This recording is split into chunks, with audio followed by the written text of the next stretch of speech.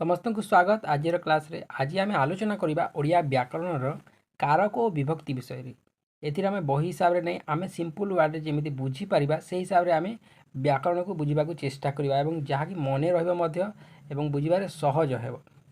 प्रथम कारक विभक्ति कौन देखा वाक्य क्रियापद सहित क्रियापद सहित अन्य पद मानकर जो संबंध थाए ताकि आम कौन कहुए कारक बोली कह ये बुझीपार वाक्य जो क्रियापद सहित अन्य पद मान जो संपर्क थाए संबंध थाए ताकू क्या कहुए कारक बोली कहुए है ये मन रख। तो प्रथम आम कौन देखा क्रियापद सहित संपर्कित कौन क्रियापद सहित संपर्कित विभिन्न पद मान को कारक कहुए मुझे सिंपल वर्ड कही है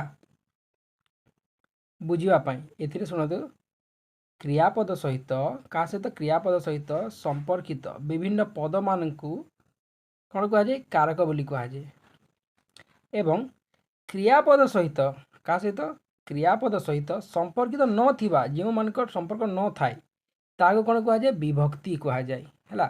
संपर्क थिले कारक कहुए संपर्क नथिले विभक्ति कहुए ए बुझी जा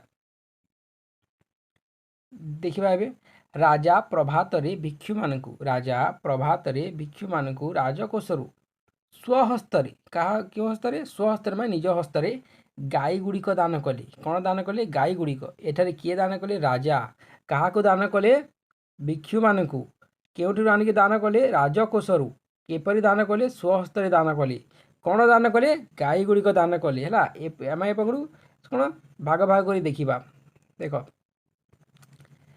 किए दान कले राजा से होती कर्ता कौन दान कले गाई गुड़िक दान कले से हूँ कर्म क्या द्वारा दान कले स्वहस्तर किपर दान कले तार माने स्वहस्तर माने निज हाथ यहाँ हूँ करण है क्या दान कले क्या दान कले भिक्षु माने होती संप्रदान एवं क्यों ठारू दान कले माने क्यों ठारू आणिकी दान कले राजकोषरु क्योटा थी धन बा गाई गुड़े कि राजकोषरु यह हूँ अपादान केते बेले दान कले समय तो कहुई ना केते बेले दान कले प्रभात भोर सकाळु है प्रभात यह हूँ अधिकरण यहीपरि भाव में लिखा जाइए क्योंटा कौन हेब राजा होती कर्ता गाई गुड़िक कर्म स्वहस्तर करण भिक्षु मानक हूँ संप्रदान एवं राजकोषरु अपादान एवं प्रभात अधिकरण यहाँ होगला छटी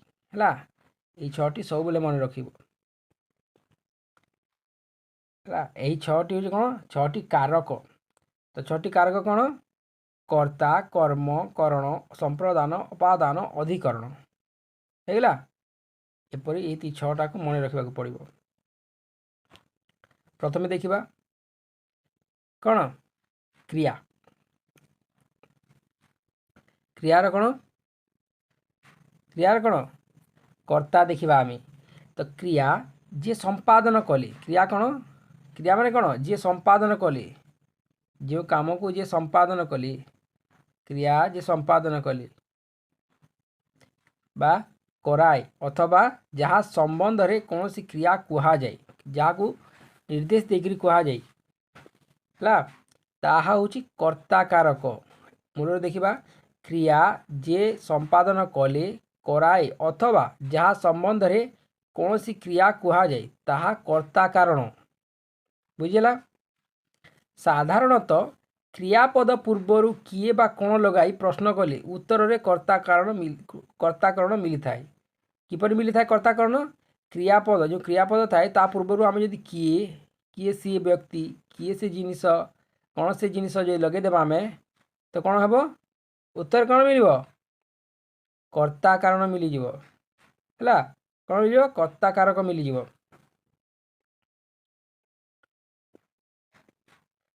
नेक्स्ट देखा कौन जो कर्ता निजे क्रिया संपादन न करी अन्य द्वारा कराए जो कर्ता निजे क्रिया संपादन न करी अन्य द्वारा कराए यदि कौन से कर्ता निजे कौन सी काम को क्रिया को संपादन न करी अन्य द्वारा कराए अन्य शब्द द्वारा अन्य व्यक्ति द्वारा ताकू कौन कह जाए प्रयोजक कर्ता कह जाए कौन कह जाए प्रयोजक कर्ता एवं जहा द्वारा कराए ताकू कौन कह जाए प्रयोज्य कर्ता कह जाए से जहा द्वारा कराए निजे न करी अन्य द्वारा कराए एवं जहाँ द्वारा कराए बा जहाँ साहाय्य कराए सेटा होची प्रयोज्यकर्ता। बुझीला एते पर्यंत। एथिरे गोटे पॉइंट को मन रखिबा हला मु एपरे लिखि देछि कर्ता कारकरे प्रथमा विभक्ति हुए। कर्ता कारकरे केउ विभक्ति हुए प्रथमा विभक्ति एटा मन रखिबा पई लिखि देछि। नेक्स्ट देखिबा कर्म कारक। कर्म कारक गुटे उदाहरण देखिबा मार्कोनी रेडियो उद्भावन करथिले। समस्त जानिछु मार्कोनी रेडियो उद्भावन करथिले। एठारे मार्कोनी होचंती कोन कर्ता हला एवं रेडियो होची कर्म। मु आगरु लिखि देछि बहुत लोग कहबे तो आपण तो आगरु लिखि देछि आगरु लिखिबार माने होची एटा मु लिखि पारबिनी हला मो पर से राइटिंग पैड नाही सेथि पई आगरु मु नोट रे लिखि देछि। मार्कोनी कोन गोटे कर्ता रेडियो कोन तांका कर्म से कोन कहले उद्भावन करथिले। बुझि होची आडे डिटेल देखिबा कर्म कारक कोन हुए द्वितीय विभक्ति होइताय हला एबे कहिथिले ना एबे कहिथिले जो ए देखो कर्ता कारक कोन हुए प्रथमा विभक्ति ठीक सेही परी कर्म कारक कोन हुए द्वितीय विभक्ति हुए।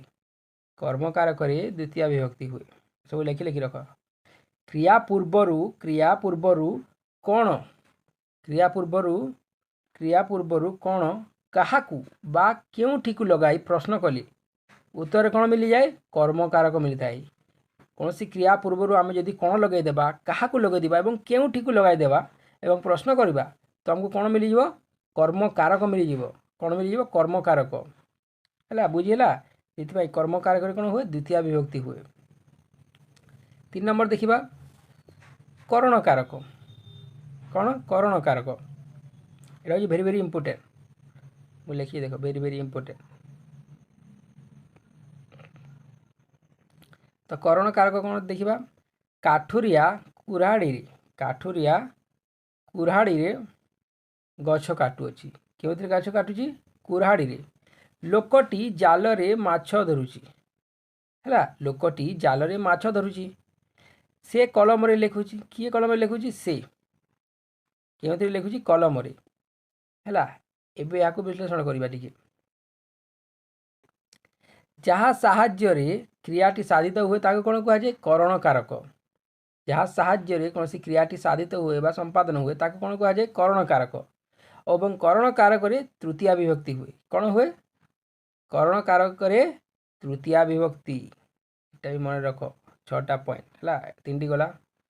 करण कारक रे तृतीय विभक्ति हुए एवं जहाँ साहाय्य रे क्रियाटी साधित हुए ता होची करण कारक।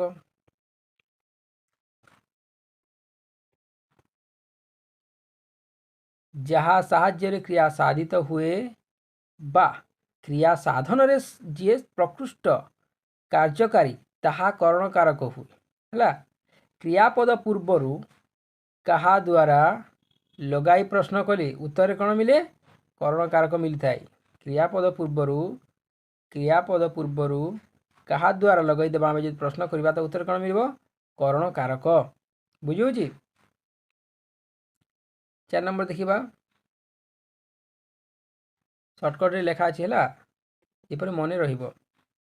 4 नंबर देखिबा संप्रदान कारक। संप्रदान कारक किपर व्यवहार करा जाए दान अर्थ रे कौन सी जिनिस दान अर्थ रे व्यवहार करा जाए संप्रदान कारक। दान पे 2 प्रकार हला गोटे होची टेम्पररी ए गोटे होची परमानेंट।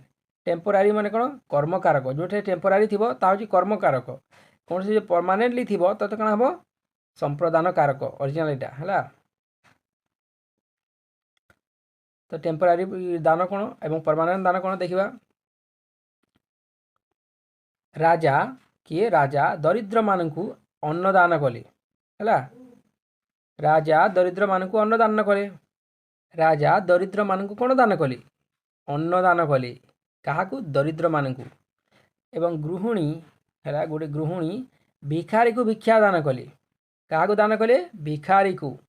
एटा होची परमानेंट जहा कि संप्रदान रे हेबो। परमानेंट माने कोन ता फेरिके आसीबनी दरिद्र माने फेराइबे तुमको कि भिखारी फेराइबो हला अन्न दान करा हला आउ सेटा घुंचिके आसीबनी। एवं भिखारी को दान कला परे से चाउल हो पैसा हो ता घुंचिके आसीबनी ता होची परमानेंट हला। आ परमानेंट कोन हेबो संप्रदान कारक हेबो। बुझियो जी। ठीक से टेम्पोरारी कौन संप्रदान कारक कौन हुए पॉइंट माने मुख्य पॉइंट माने लिखिक रख संप्रदान कारक चतुर्थ विभक्ति हुए क्यों कारक संप्रदान धोबाकू लुगा दियो एवं दरजी को कना दियो क्या धोबाकू लुगा दियो कौन करने सफा करने एवं दरजी को कना दियो सिलेवाई तो देवाकू एवं दरजी को ए दुईटी अच्छे यहाँ हूँ टेम्पोरारी एठारे धोबाकू एवं दरजी को जो कहुई कौन टेम्पोरारीली दिगला माने किसी समय पर दिगला जो धोबाकू देला आम क्या सफा करने को दरजी को कौन सिलेवा हूँ टेम्पोरारी बा कर्मकारक कहुए मुझे इंग्लीश लिखिदे किए खराब भावन कर्मकारक जो कौन हुए चतुर्थ विभक्ति हुए ना सॉरी संप्रदान कारक चतुर्थ विभक्ति हुए किंतु टेम्पोरारी दिखाई किसी दिन ए कौन हम कर्मकारक हम जहाँकि द्वितीय विभक्ति है प्रथम पढ़ी कर्मकारक किसी समय पर जेन दिहूँ जहाँ घुंचिक आसो कौन हो कर्मकारक हो जहाँकि द्वितीय विभक्ति किंतु सबुदिन दिहला कौन हम संप्रदान कारक हम जहाँकि चतुर्थ विभक्ति ठीक अच्छे। ए देखा 5 नंबर अपादान कारक कौन देखा अपादान कारक और अपादान कारक किपर व्यवहार कराए विच्छिन्न अर्थरे किपर विच्छिन्न अर्थरे जेपरिक गचरू पत्र पड़ा आकाशरू धूमकेतु छिंडिला पर्वतरू पत्थर खसला जहाँकि विच्छिन्न अर्थरे ताहा केबे भी आउ जाइकी मिसी पारिबो नहीं जॉइंट हेबो नहीं जाइकी आउ निज जगह से मिसबनी जेपरी गचर पत्र पड़ा आउ जाइकी गचर लगे आकाशर धूमकेतु छिंडला पुणी आकाश को जीवा कि पर्वत पत्थर खसला पुणी पर्वत को जाई से विच्छिन्न अर्थ विच्छिन्न है कि नहीं तो विच्छिन्न अर्थर कौन हम अपादान कारक लगे अपादान कारक कौन हुए पंचमा विभक्ति हुए कौन हुए पंचमा विभक्ति मन रहा तो आउ केत जिन देखा जेपरिक केवल विच्छिन्न नुहे उत्पत्ति विरति आरंभ रक्षा मुक्ति अंतर्ध्यान पराजय इत्यादि अर्थ में अपादान कारक लगे विच्छिन्न अर्थ कहला आउ कौन कौन लगिपर अपादान कारक कौन सी जगह जो कौन जिन उत्पत्ति उत्पत्ति माने जान तो उत्पत्ति हूँ विरति हूँ शेष हूँ आरंभ मूल हूँ जमी रक्षा हूँ कौन सी जिन मुक्ति पाईगला अंतर्ध्यान है कौन सी गायब हो गला पराजय किए जदि क्या हारीगला यही सब अर्थ रे जदि कौन शब्द लगे कौन सेन्टेन्स रे से कौन हम अपादान कारक लगे कौन लगे अपादान कारक जेपरिक ए सब गोटे गोटे एग्जाम्पल देखी दिया उदाहरण क्षीर घी बाहर है कौन है उत्पत्ति बुझल श्रमिक माने आंदोलन विरति हेले विरति हेले माने बंद कले बुझ खजुरी गछ मूलरू पाहाच पाहाच आरंभ तार मनी बुझी श्रीकृष्ण पांडव मानू विपदर रक्षा कले बुझिपार भारत पराधीन मुक्ति है कौन है मुक्ति हो गला एवं माया बल कौन बल माया बल देवता माने अंतर्ध्यान हेले गायब हो गले उभी गले अंतर्ध्यान एवं सात नंबर कौन गुरु शिष्य ठारू पराजित होई खुशी हेले गुरु शिष्य ठारू पराजित होई खुशी हेले यह हूँ पराजय बुझी तो यही सबुति कौन लगे ये सब कौन लगे अपादान कारक लगे कौन लगे अपादान कारक ये अपादान कारक लगे जहाँकि पंचमा विभक्ति हुए। नेक्स्ट कौन अधिकरण कारक 6 नंबर कौन अधिकरण कारक अधिकरण कारक कौन हुए अधिकरण कारक दुई प्रकार पुणी कि प्रकार दुई प्रकार कौन कौन देखा स्थानाधिकरण एवं कालाधिकरण स्थान विशेष एवं काल विशेष है जो स्थान थाए स्थानाधिकरण एवं समय बनित थाए समय बा कालाधिकरण तो प्रथम देखा कौन स्थानाधिकरण और कालाधिकरण गछरे पक्षीटी बसिला सॉरी गछरे पक्षीटी बसीची ये कौन को मेंशन कराई लिखाई गछ माने कौन सी स्थान है आ पूर्णिमा पूर्णमी रे पूर्णचंद्र देखा जाए कौन सी गोटे तिथि रे पूर्णमी कौन तिथि अमावास्या कौन तिथि तो पूर्णमी रे पूर्णचंद्र देखा जाए पूर्णमी रे कौन हो कालाधिकरण ये दुईटा कौन हम अधिकरण दुईटा कौन हम अधिकरण किंतु यह स्थान विशेष रे एटा काल विशेष रे बुझिला दुईटा कौन अधिकरण किंतु यह स्थान विशेष रे एवं काल विशेष रे ସ୍ଥାନ କିମ୍ବା ସମୟକୁ ବୁଝାଇଲେ ଅଧିକରଣ କାରକ ହୁଏ। ଯଦି କୌଣସି ଜାଗାରେ ସ୍ଥାନ କିମ୍ବା ସମୟକୁ ବୁଝାଉଛି, ଏଥିରେ ଯେମିତି ସ୍ଥାନ ଏବଂ ସମୟକୁ ବୁଝାଉଛି ଗଛ ଏବଂ କ'ଣ ପୂର୍ଣ୍ଣମୀ, ସେଥିରେ କ'ଣ ହେବ ଅଧିକରଣ କାରକ ହେଇଯିବ। କ'ଣ ଅଧିକରଣ କାରକ, ଏବଂ ଅଧିକରଣ କାରକରେ କ'ଣ ହୁଏ ସପ୍ତମା ବିଭକ୍ତି ହୁଏ। କ'ଣ ହୁଏ ସପ୍ତମା ବିଭକ୍ତି। କ୍ରିୟାପଦ ପୂର୍ବରୁ ଯେଉଁଠାରେ ଏବଂ କେତେବେଳେ ଲଗାଇ ପ୍ରଶ୍ନ କଲେ ଉତ୍ତରରେ କ'ଣ ହୁଏ ଅଧିକରଣ କାରକ ହୁଏ। ଯେତେବେଳେ କ୍ରିୟାପଦରେ ଆମେ ପୂର୍ବରୁ କ'ଣ ଲଗାଇବା କେଉଁଠାରେ କେତେବେଳେ ଏଇ ଦୁଇଟା ଲଗାଇବା ନା, ତ କ'ଣ ହେବ ଉତ୍ତରରେ କ'ଣ ଆସିବ ଅଧିକରଣ କାରକ ଆସିବ ହେଲା। କେଉଁଠାରେ କେତେ ସମୟରେ କେତେ ଟାଇମ୍ରେ ଏବଂ କେତେବେଳେ ମାନେ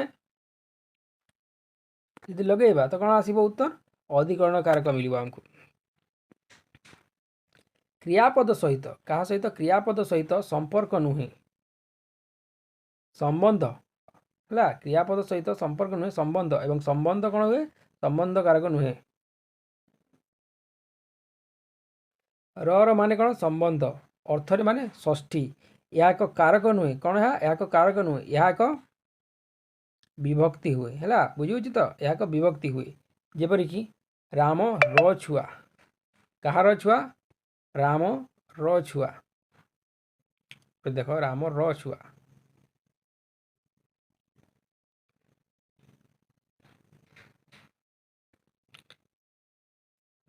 ଏଥର କିଛି ସର୍ଟ କ୍ୱେଶ୍चन ଚେକ୍ କରିଦେବା ହେଲା, ପଢ଼ିଦେବା।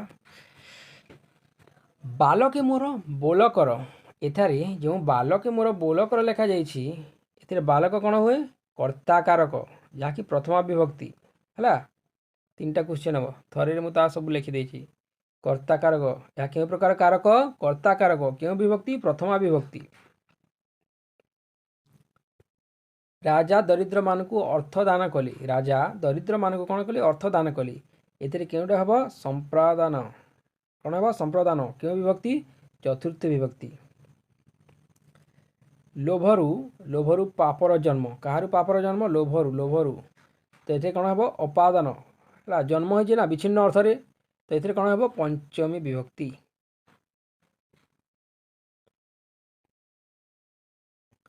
ଲୋକଟି ଜଙ୍ଗଲରେ ଚାଷ କରୁଅଛି ହେଲା, ଲୋକଟି ଜଙ୍ଗଲରେ ଚାଷ କରୁଅଛି, ଏଥିରେ କ'ଣ ହେବ କରଣ କାରକ, କ'ଣ ବିଭକ୍ତି ହେବ ତୃତୀୟା ବିଭକ୍ତି। ମନେ ରଖ।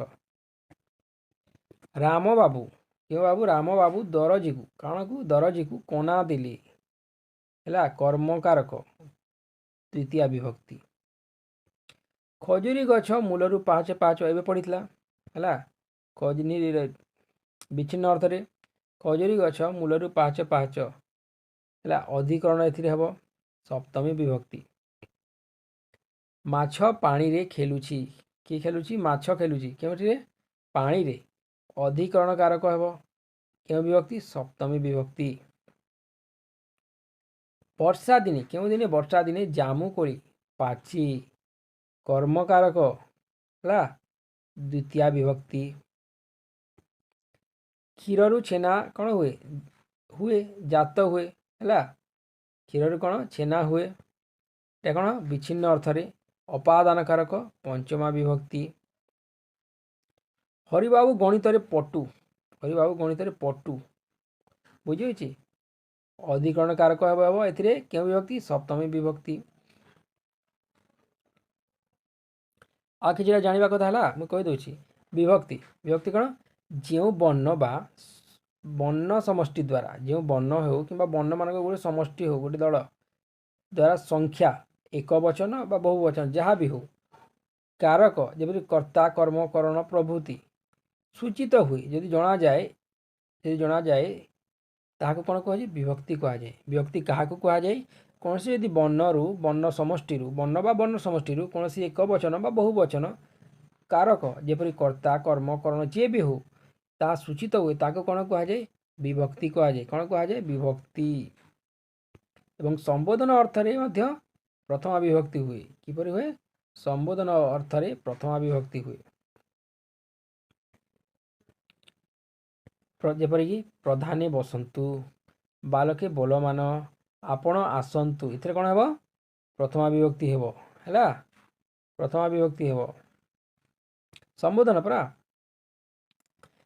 विवक्षा बा विरक्ति बुझाइबा पाई द्वितीय विभक्ति हुए किपरि हुए द्वितीय विभक्ति विवक्षा बा विरक्ति बुझाइबा पाई कौन हुए द्वितीय विभक्ति हुए है कर्मकार करी जेपरिक दिन को दिन मास को मास वर्ष को वर्ष घर को घर एमा को विवक्षा तार माने लागी लागी विवक्षा माने कौन लागी लागी दिन को दिन मास को मास वर्ष को वर्ष घर को घर ये कौन हुए द्वितीय विभक्ति हुए मूल्य को बुझाइले कर्मकारक हुए है जदि कौन सी जगह मूल्य को बुझाए कौन सी जिनसर मूल्य को बुझाए तो कौन हो से कर्मकारक बुझेगा